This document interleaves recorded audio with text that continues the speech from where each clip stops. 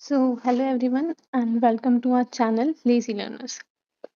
तो अपन सीबीएसई की जो नई एनसीईआरटीज हैं उसमें से साइंस का फर्स्ट चैप्टर अपन ने फर्स्ट पार्ट में स्टार्ट कर दिया था। आज उसका सेकंड पार्ट करते हैं। तो ये सब अपन कर चुके थे फर्स्ट लेक्चर में एंड अपन को यहाँ से शुरू करना है। So activity 1.1 latest model. Suppose you ride a bicycle from your school to your home. कहाँ से कहाँ जा रहे हो आप? स्कूल से घर तक जा रहे हो। You want to model the time it goes to take from school. What details would you keep? What details could you ignore? Suggest why ignoring some details may actually be useful. मतलब आपको model time मतलब time estimate करना है कि आप घर से मतलब स्कूल से घर आ रहे हो तो कितना टाइम लगेगा, उसमें आप कितनी डिटेल्स को इंक्लूड करोगे और कितने को इग्नोर करोगे। और फिर आपको पता लगाना है कि अगर कुछ डिटेल्स इग्नोर कर रहे हैं तो वो अच्छा है आपके मॉडल के लिए, आपके टाइम एस्टिमेशन के लिए। अब देखते हैं ऐसा क्यों। As you explore science more deeply, you will notice that it uses language in a very careful and precise way. Science की language कैसी होती है? Careful and precise होती है.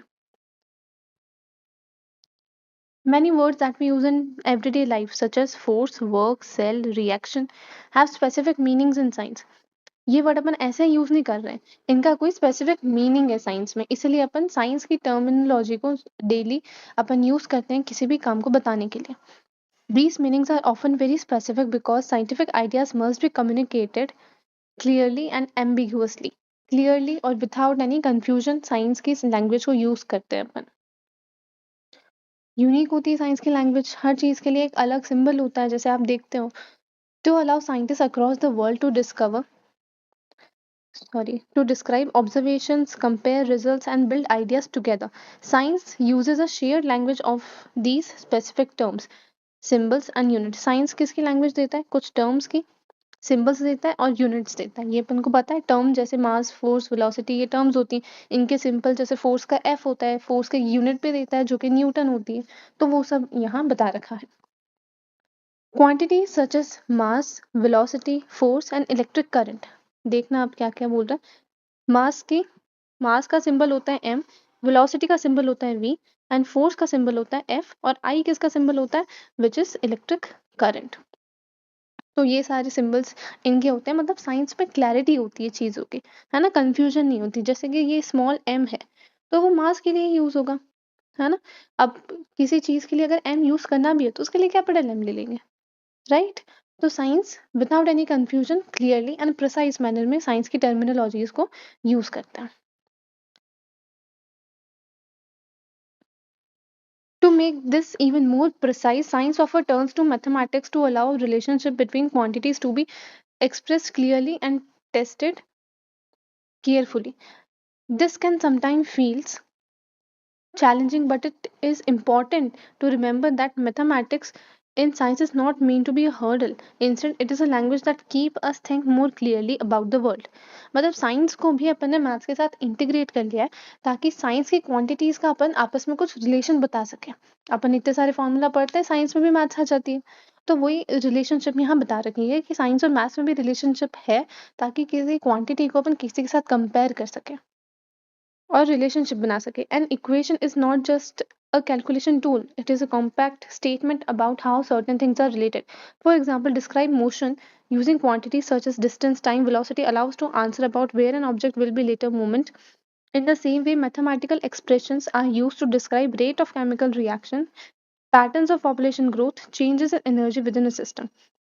यहाँ पर देखिएगा कि जैसे अपन मोशन बता रहे हैं तो मोशन अपन को क्या बताता है ना, डिस्टेंस बताता है, टाइम बताता है, वेलोसिटी बताता है। वेलोसिटी मीन्स स्पीड, एक तरह से स्पीड विथ डायरेक्शन आप मान सकते हो।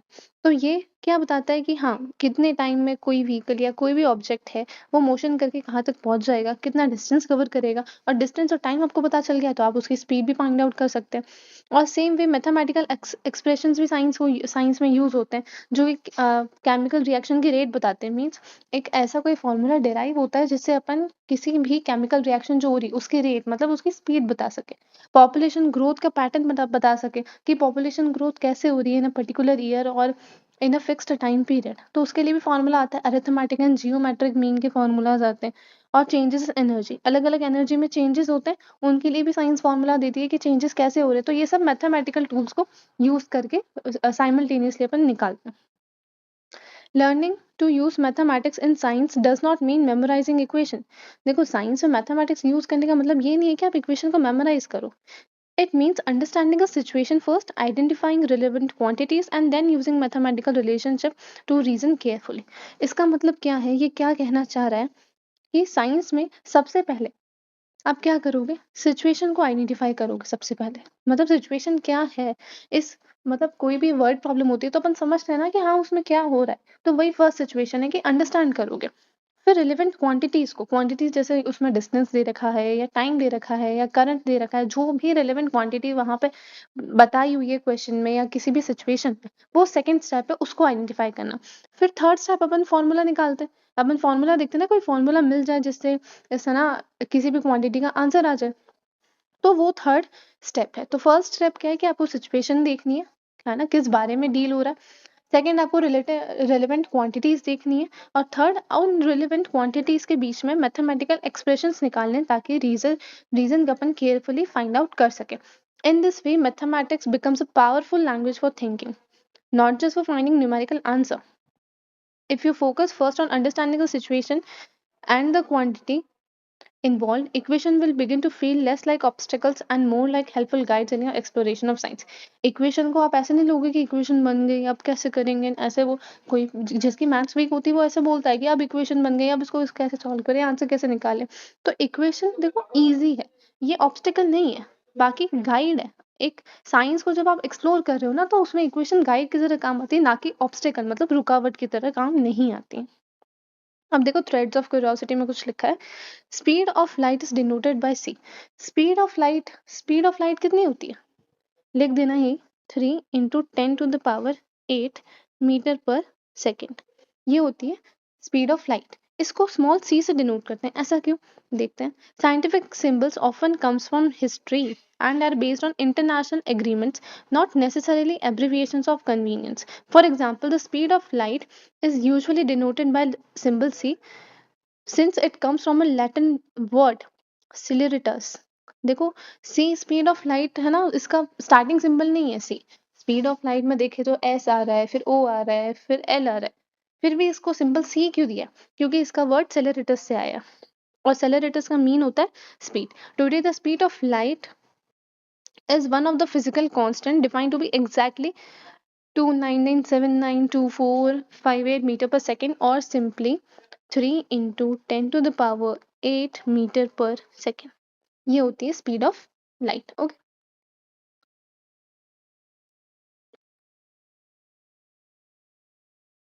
अब थ्रेड्स ऑफ क्यूरियोसिटी में सेकंड पॉइंट है, why is a kilogram used everywhere. अच्छा, सब जगह किलोग्राम की यूज करते हैं, जैसे अपन कोई भी ग्रोसरी शॉप पे जाएं या वेजीज लेने जाएं, फ्रूट्स लेने जाएं, तो वहाँ स्टैंडर्ड क्वांटिटी मेजरमेंट के लिए वहाँ किलोग्राम होती है। अब सब जगह ऐसा क्यों होता है, वो देखते हैं अपन।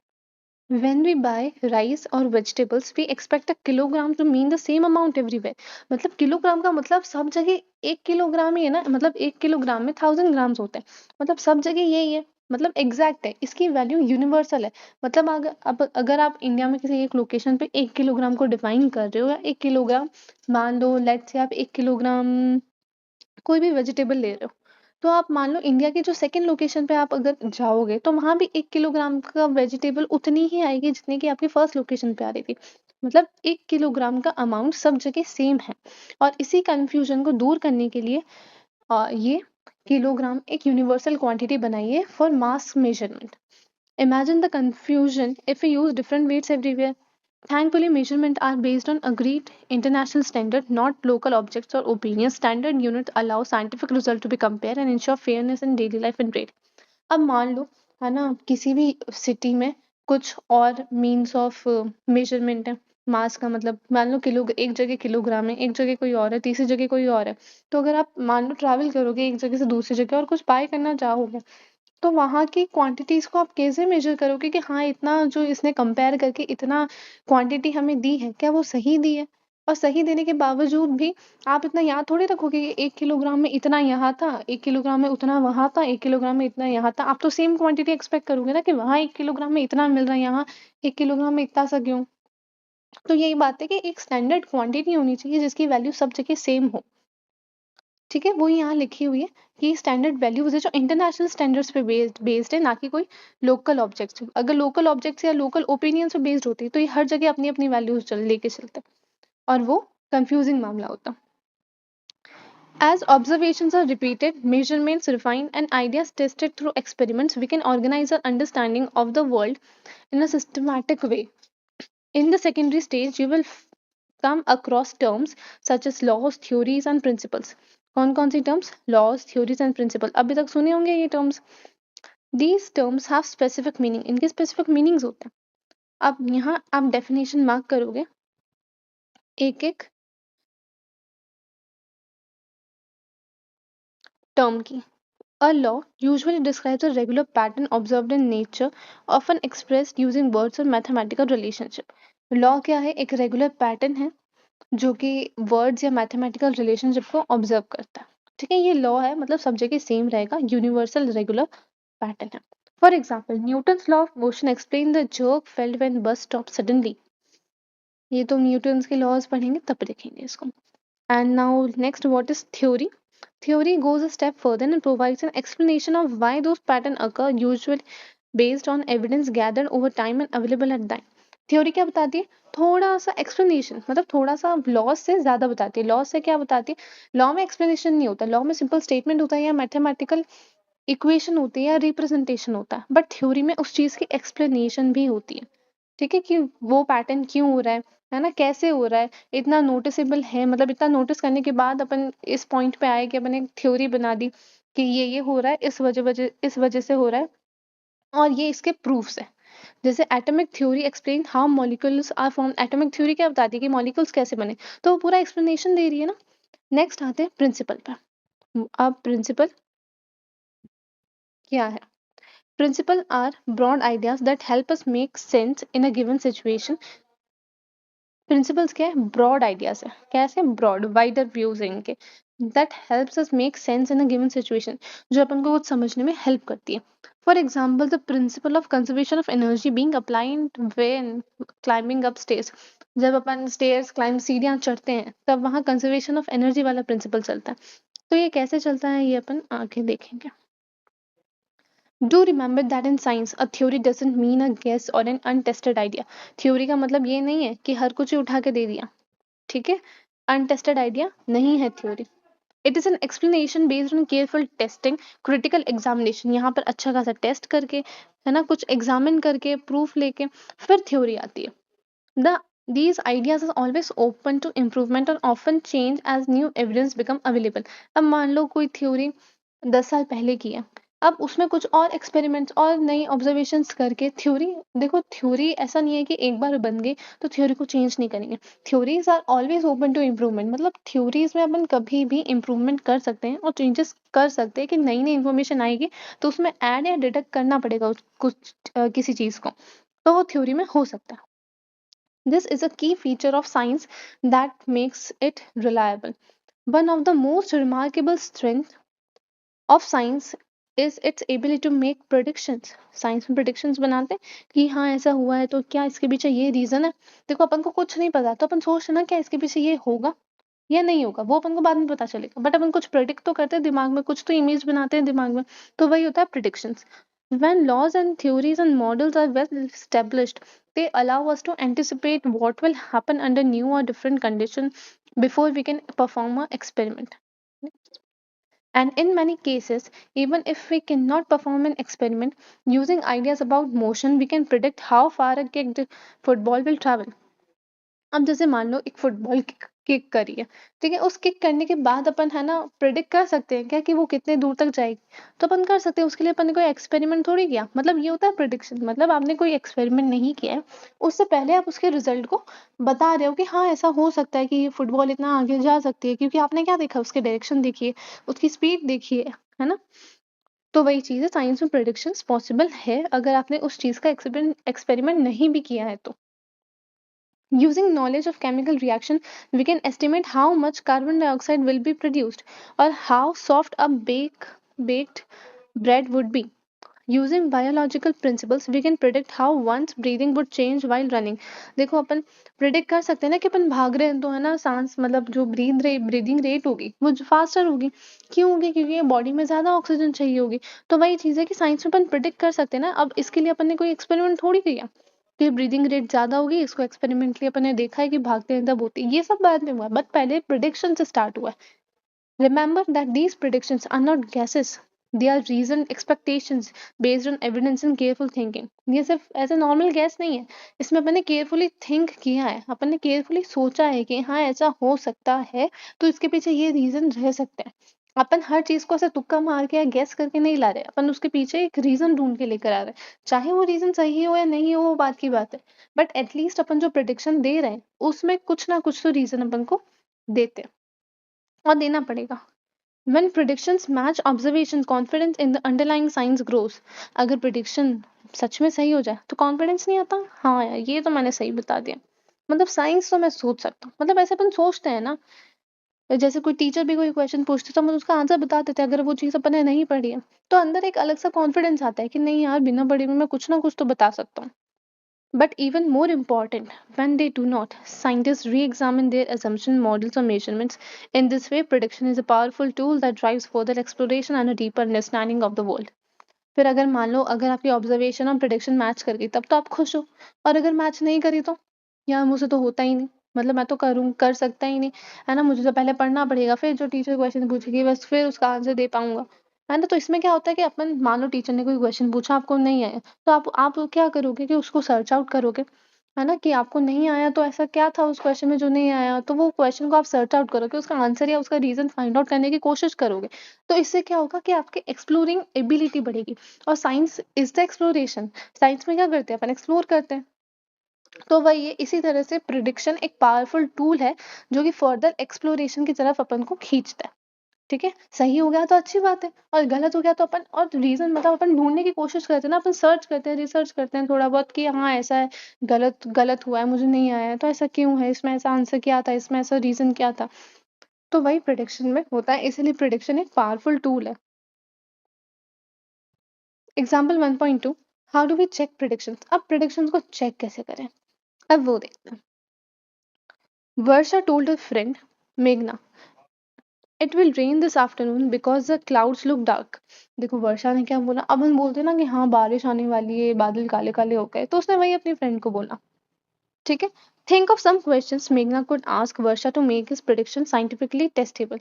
अब ऐसे कुछ वेज ढूंढो जिसमें मेघना वर्षा को कुछ पूछ सके कि उसने साइंटिफिकली मतलब कैसे सोचा, ये प्रिडिक्शन कैसे बनाई है। Good scientific questions will look for measurable evidence and past patterns. Questions with simple yes no answer are usually not so useful. Questions जिसमें हाँ या ना आंसर हो वो साइंटिफिक एक्सप्लोरेशन के लिए यूजफुल नहीं है ना। उसमें एक्सप्लेनेशन चाहिए ना कि yes और no, उसमें रीजन चाहिए ना कि yes और no. Meghna could ask Varsha questions like, these are just examples. What was the condition of sky when it rained the last time? What is the humidity today?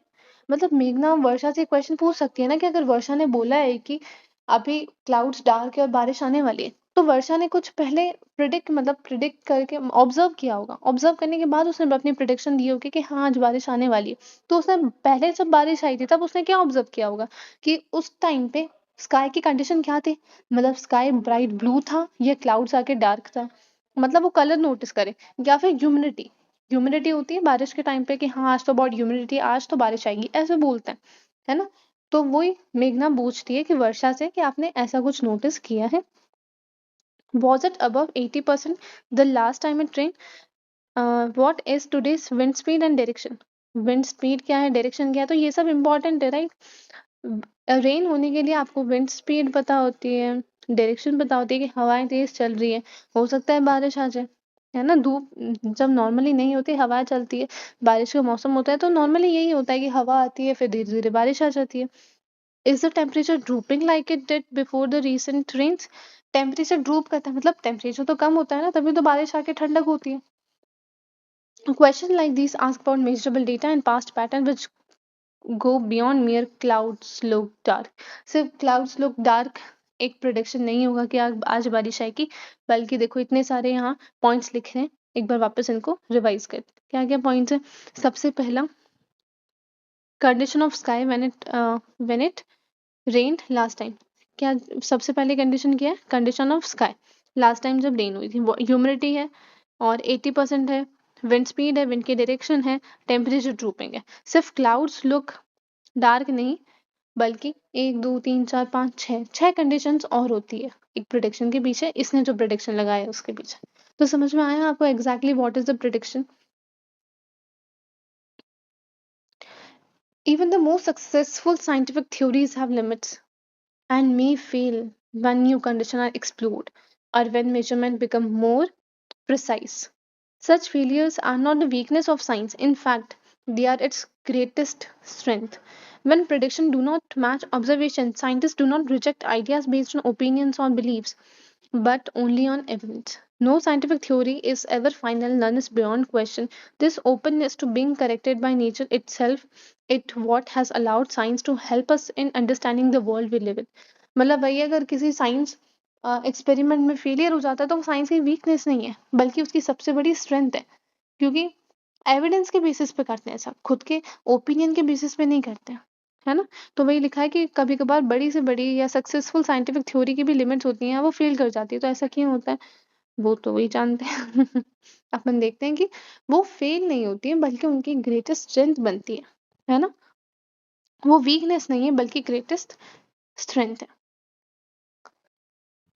As you continue your journey through science in grade 9 and 10th, you would gradually develop habits of thinking that are useful far beyond the classroom. A helpful strategy is to first understand the situation being studied, then identify quantities that matter, finally, make a rough estimate to check whether an answer makes sense. Exact values are not always necessary, especially in the early stages of reasoning. Often, an approximate estimate is enough to tell us whether a result is reasonable or impossible. Learning to estimate helps you build intuition, detect errors, and develop confidence in your thinking. Science values careful reasoning, perhaps much more than accurate calculation. तो ये कुछ science के बारे में लिखा है। अब एक बार एग्जाम्पल 1.3 को रीड आउट करते हैं।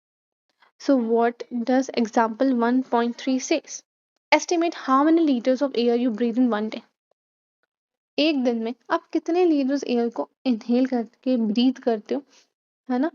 तो वो आपको एस्टिमेट करना है। एस्टिमेट मतलब आपको एग्जैक्ट डेटा पता नहीं लगाना, आपको एस्टिमेट करना है कि हाँ इतना होता होगा। Start by estimating how many breaths you take per minute. First आप क्या करोगे कि आप एक मिनट में कितनी बार सांस ले रहे हो वो कैलकुलेट करो। And then the volume of one breath मतलब एक सांस में आप कितना लीटर या मिलीलीटर ऑफ एयर अंदर ले रहे हो, है ना, वो कैलकुलेट करो। सबसे पहले तो एक मिनट में कितनी ब्रेथ्स हो रही है, फिर सेकेंड उस एक ब्रेथ में कितना वॉल्यूम है। Your aim is not to find an exact answer but a reasonable estimate. आपको क्या, आपका एम क्या है, आपको क्या करना है कि आपको एक एग्जैक्ट आंसर नहीं निकालना है, बल्कि एक एस्टिमेट निकालना है जिसके पीछे एक साइंटिफिक रीजन हो। ठीक है। At rest we take about 12 to 15 breaths a minute. Normal person क्या करते हैं, एक मिनट में 12 से 15 ब्रेथ्स लेते हैं एट रेस्ट। एट रेस्ट मतलब कोई वो हैवी काम नहीं कर रहे। There are 60 into 24 1440 minutes in a day. अच्छा, एक डे में 24 आवर्स होते हैं और 24 आवर्स में 60 मिनट्स होते हैं, तो टोटल कितने मिनट्स हो गए एक दिन में, 1440 minutes in a day. So we take roughly 18 to 22,000 breaths. 18 to 22,000 breaths. अगर देखो मिनट्स कितने, यहाँ पे अपन रफ कैलकुलेशन करते हैं। अगर टोटल 1440 मिनट्स हैं और पर डे में 12 से लेकर 15 या 18 ब्रेथ्स ले रहे हैं, 15 है सॉरी, 15 ब्रेथ्स ले रहे हैं, तो ये अमाउंट ऑफ एयर आपने ब्रीथ करी होगी। मतलब अमाउंट ऑफ एयर नहीं, कितनी ब्रीथ हुई होगी इन अ पर्टिकुलर डे। इतने मिनट्स होते 1440 मिनट्स होंगे, है ना, 1440 मिनट्स होंगे। अगर 12 ब्रेथ्स पर मिनट ले रहे हो तो टोटल नंबर ऑफ ब्रेथ आ जाएगा अगर 144 मिनट्स इन अ डे है और 15 ब्रेथ्स पर मिनट ले रहे हो, तो वो फिर इसको मल्टीप्लाई करोगे तो total number of breaths in a day आएगा। ठीक है, तो ये अप्रोक्सीमेट कितना होता है, 18 to 22,000 breaths, about 20,000 breaths a day. तो एक दिन में कितनी हो जाएगी, अबाउट 20,000 ब्रेथ्स अ डे। ये estimated idea, okay, not an exact one. We also need to find the volume of air in one breath. अब अपन को क्या फाइंड करना है कि volume of air in one breath, एक ब्रेथ में कितनी एयर बॉडी में जा रही है या कितना ब्रीदिंग हो रही है। One way to estimate that is to think that takes about 4 to 5 breath to fill a typical rubber party balloon, which when inflated has a volume of about 2 liters. So one breath is perhaps about 0.5 liter. ये estimate लगाया, एक balloon को use करके estimate लगाया कि एक breath में आधा लीटर एयर जाती है। Hence we breathed about 10,000 liters a day. मतलब कितनी आई थी, ये आई थी 18 to 20,000, मतलब 20,000 को अपने एक एस्टिमेट माना था, इस 20,000 को, वो 20,000 को अपन ने मल्टीप्लाई कर लिया 0.5 से, तो कितना आ गया, 10 लीटर्स अ डे आ गया। ठीक है, इतना अपन क्या करें, एक एस्टिमेटेड अमाउंट ऑफ एयर है, एक दिन में इतनी सांस, इतनी एयर अपन बॉडी के अंदर इनहेल कर रहे हैं, ब्रीदिंग कर रहे हैं। Now it is hard to see if this estimate is reasonable or not. But if we go back to a balloon example, one could blow up a balloon in about 20 seconds. So anyone, we could fill 3 balloons a minute. Multiplying this, we get about 8640 liters, which for estimation purposes is reasonably close to our earlier estimate of 10,000. Naturally, we would get extremely tired very quickly after blowing balloons non-stop, unlike normal restful breathing. ठीक है, ये बता रखा है estimations के लिए। After grade 10th, if you decide to study science, it will be divided into branches like physics, chemistry and biology and earth science. 10th के बाद सिर्फ साइंस नहीं होगा, साइंस डिवाइड हो जाएगी physics, chemistry, biology and earth science में। And even in grade 9th and 10th, the chapters you have will focus on some of these areas. We have highlighted some of the exciting things you may learn about in the next level of boxes. However, do you remember that the natural world does not have any such boundaries? These revisions are made by us to only help organize knowledge. They are not independent of each other. Most of the real world problems today, such as understanding climate change, developing medicine, or designing sustainable technology, requires ideas from several disciplines together. Science also connects naturally with mathematics, technology, arts, and social sciences. To make sense of the world fully, we need to connect multiple ways of knowing and expressing ideas, each enriching the other. देखो science अकेली नहीं है, science के साथ maths भी है, sorry, science के साथ मैथ्स भी है, टेक्नोलॉजी, आर्ट्स है, सोशल साइंस, सब है साइंस के साथ। और सबको मिला के अपन कुछ ना कुछ बता सकते हैं। जैसे ऊपर आया था क्लाइमेट चेंज वगैरह, डेवलपिंग मेडिसिन, सस्टेनेबल टेक्नोलॉजी, उनके लिए अपन को साइंस, सिर्फ साइंस का एक्सपेक्ट नहीं चाहिए, अपन को बाकी सब्जेक्ट्स का भी एस्पेक्ट देखना पड़ेगा। Finally, as we have mentioned, in every textbook, science is not just a collection of facts, equations or experiments. Science में सिर्फ ये सब नहीं होता है, इनके अलावा भी होता है। वो क्या होता है? It is a human activity shaped by curiosity, creativity, collaboration and careful questioning. इसमें क्या क्या होता है? क्यूरियोसिटी आती है साइंस में, क्रिएटिविटी होती है, कोलैबोरेशन होता है डिफरेंट सब्जेक्ट्स का, केयरफुल क्वेश्चनिंग करते हैं। It grows as people ask questions, test ideas, share results, and learn from mistakes. Science कब ग्रो करती है? जब लोग क्वेश्चन पूछते हैं, तभी तो उसके पीछे, अगर क्वेश्चन का आंसर नहीं आ रहा है तो एक्सपेरिमेंट करना शुरू करते हैं, उस आइडियाज को टेस्ट करते हैं, क्या ये सच में हो रहा है, फिर रिजल्ट्स बनाते हैं, उनको शेयर करते हैं, और कुछ गलतियां हुई है तो वहां से लर्न करते हैं। तो साइंस ऐसे ग्रो करती है। Science develops over time through the work of many individuals across different cultures and generations. Even if you do not choose to study science beyond grade 10, scientific thinking will be very important in whatever you do. It helps you understand the technology that surrounds you and helps you evaluate information critically and make sense of the world you live in. As you begin this stage of exploration, science invites you not only to learn about the world, but also to learn how we are trying to understand it. Embark on your journey of discovery, looking carefully through the magnifying glass of evidence by guided by the compass of curiosity. Happy exploring. तो इस chapter में अपन ने mainly क्या देखा था? अपन ने law, principal, theory, prediction ये पढ़ा। अपन ने ये यहाँ मैग्नीफाइंग ग्लास एंड कंपास क्यों दे रखा है अपन ने वो पढ़ा। साइंस में एक्सप्लोरेशन की क्या वैल्यू है अपन ने वो पढ़ी। साइंस सिर्फ एक अकेला सब्जेक्ट नहीं है, साइंस के साथ मैथमेटिक्स भी इंक्लूडेड है and subject like technology, arts and social sciences भी इंक्लूडेड है।